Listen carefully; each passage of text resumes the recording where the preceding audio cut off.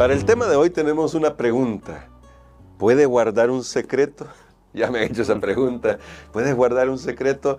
Bueno, es una pregunta interesante. Hoy la vamos a ver en el contexto del ministerio del Señor Jesucristo. ¿Qué implicaciones tiene esta pregunta? Así que vamos a orar para que el Señor nos ayude a sacar las lecciones espirituales que necesitamos y que veamos siempre a nuestro Salvador como la persona que siempre va a estar ahí para sostenernos y salvarnos, que es lo que ya nos decía nuestro pastor, salvarnos del pecado. Vamos a orar. Querido Padre, gracias porque tú eres misericordioso con nosotros. Ahora rogamos que por favor tú nos ayudes a aprender la prudencia que necesitamos en la vida mientras predicamos el Evangelio, a tener el tacto necesario para ayudar a otros a conocer a nuestro Señor Jesucristo. Oramos en el nombre de Jesús. Amén. Para el día de hoy, los textos que continúan son muy interesantes, pastor. En el Evangelio de Marcos leemos desde el verso 40 hasta finalizar el primer capítulo, que es todo lo que estudiaremos esta semana, el primer capítulo, ya estamos en los últimos versículos. Una historia muy conocida, pero que tiene muchas lecciones para nosotros, y vamos a extraer algunas. Dice Marcos 1, versos 40 hasta el 45, vino a él un leproso, rogándole, e hincada la rodilla le dijo, si quieres puedes limpiarme. Y Jesús, teniendo misericordia de él, extendió la mano y le tocó y le dijo, quiero, sé limpio. Y así que él hubo hablado, al instante la lepra se fue de aquél y quedó limpio. Entonces le encargó rigurosamente y le despidió luego y le dijo, mira, no digas a nadie nada, sino ve, muéstrate al sacerdote y ofrece por tu purificación lo que Moisés mandó para testimonio a ellos. Pero ido él, comenzó a publicarlo mucho y a divulgar el hecho, de manera que ya Jesús no podía entrar abiertamente en la ciudad, sino que se quedaba fuera en los lugares desiertos y venían a él de todas partes.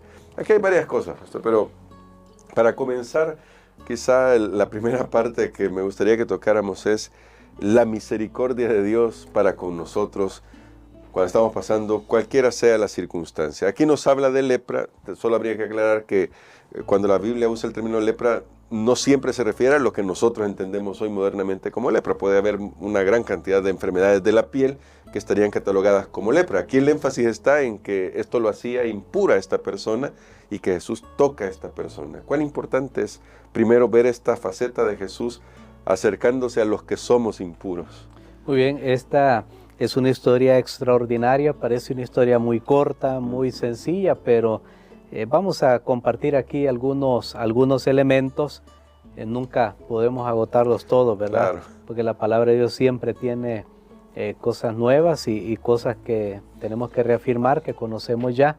Pero aquí vemos algo inusual, algo que no debería haber pasado. Este leproso llega a Jesús. Eso no debía ser, porque una persona que padecía de la lepra tenía que alejarse del contacto de las demás personas, ya que una enfermedad como estas era contagiosa, ya sea la lepra, enfermedad de Hansen, como es conocida también, o alguna otra enfermedad. Sabemos que si hay bacterias, pues es muy fácil el contagio. Pero esta persona audazmente, yo diría atrevidamente, va y no anuncia su condición, porque si él anuncia su condición antes, no hubiera sido posible que llegara a Jesús.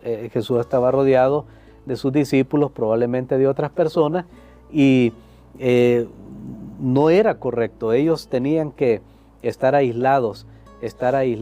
Ahora, lo otro que llama la atención es cómo este hombre, este es uno de los pocos que sí tuvieron fe para su sanidad, porque no escuchamos nosotros, no sabemos de otra curación de un leproso desde los días de Naamán. Ustedes conocen esa historia cuando vamos al Antiguo Testamento. Desde los días de Naamán no se había escuchado que un leproso hubiera sido sanado. Evidentemente, esta persona que se menciona en Marcos 2 había escuchado de Jesús, había conocido. En Marcos 1, sí. En Marcos 1, todavía estamos en Marcos, el capítulo 1, gracias.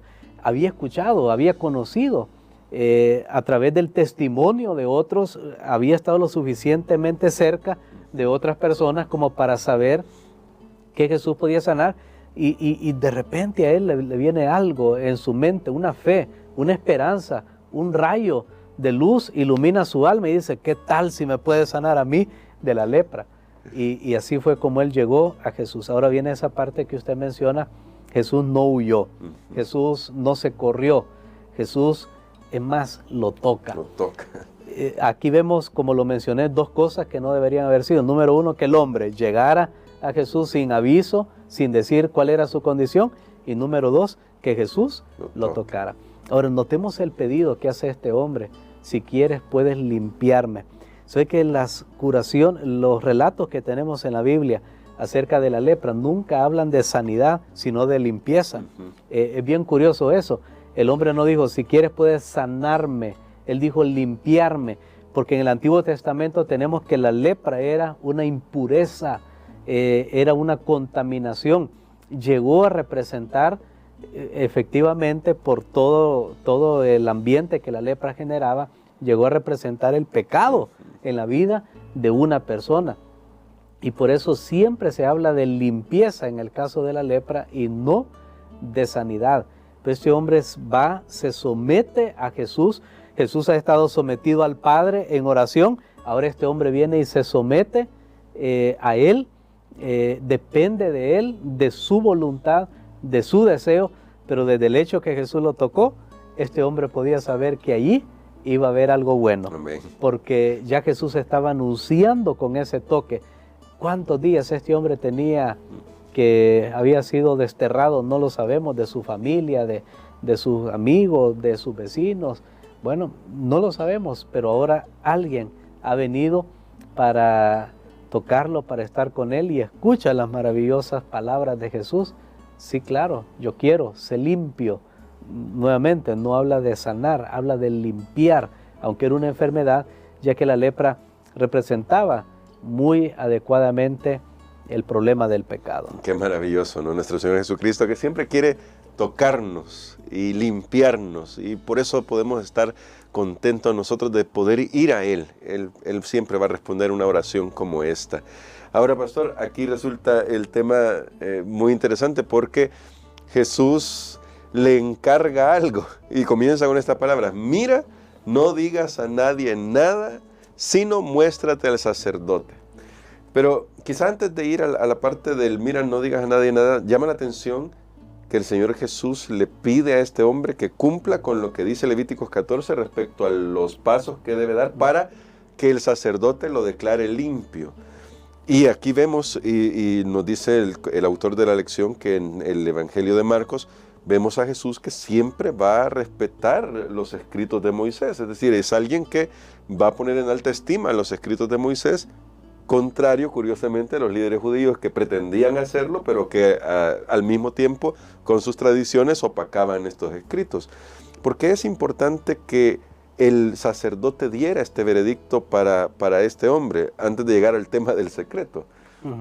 Bueno, aquí cuando nosotros vamos y vemos el texto bíblico, realmente las palabras de Jesús son muy enfáticas, porque dice, le ordenó estrictamente, y usa una expresión que conlleva mucha fuerza al decirle dos cosas, una negativa y una positiva. Una positiva era, ve y muéstrate al sacerdote, y la otra negativa era, no digas a nadie nada, no digas a nadie nada. ¿Sabe que lastimosamente este hombre no obedeció, no cumplió con lo que Jesús le pidió? Pero Jesús quería que esto fuera un testimonio para los líderes religiosos de su época, porque esto está relacionado con el silencio, lo que se ha llamado el silencio mesiánico, del que Marcos habla. Lo vamos a ver en varias ocasiones, que él dice, no digan nada, no hablen. Hay un silencio mesiánico. Los autores han tratado de entender por qué Jesús aquí en Marcos es presentado de esa manera, pero probablemente no quería Jesús que dieran un concepto erróneo acerca de quién era el Mesías. Los discípulos todavía no entendían, menos las otras personas, y entonces Jesús no quería que se esparciera algo erróneo acerca de él. Probablemente tampoco quería que la gente hablaran de él antes que sus discípulos pudieran entenderlo. De hecho, en el libro de Marcos, a la mitad del libro, es Pedro quien hace una confesión acerca de quién es Jesús, pero eso va tardíamente, casi ya cuando Jesús está a ir a los eventos que lo llevan a la crucifixión. Pero el punto es que este hombre no obedeció, y aquí se perdió una increíble oportunidad de dar testimonio y de que Jesús fuera a otras aldeas. De paso, ya no comentamos el versículo 39. Eso pudo haber sido meses que Jesús estuvo predicando, dice, en las sinagogas y de ellos en toda Galilea.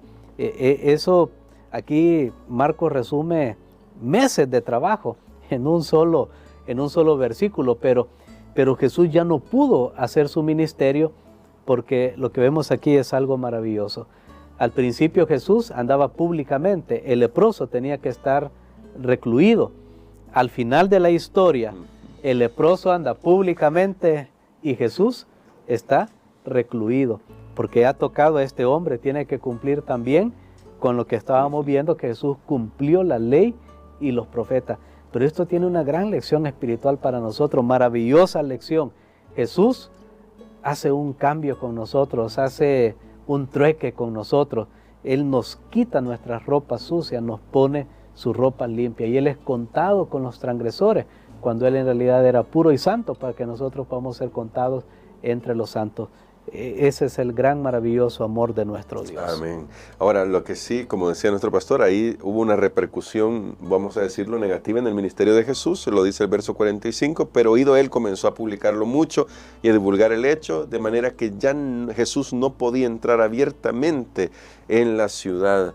Y esto me lleva a una última pregunta para reflexionar, pastor, y que de hecho es una pregunta que está en nuestra lección, y es: ¿cómo podemos ser cuidadosos para no hacer cosas que obstaculicen la difusión del Evangelio, independientemente de cuán buenas sean nuestras intenciones? Porque no creo que el hombre sanado haya tenido una mala intención. De hecho, no tuvo una mala intención, pero en su buena intención terminó obstaculizando el progreso del Evangelio. Ya Jesús no pudo entrar abiertamente en la ciudad.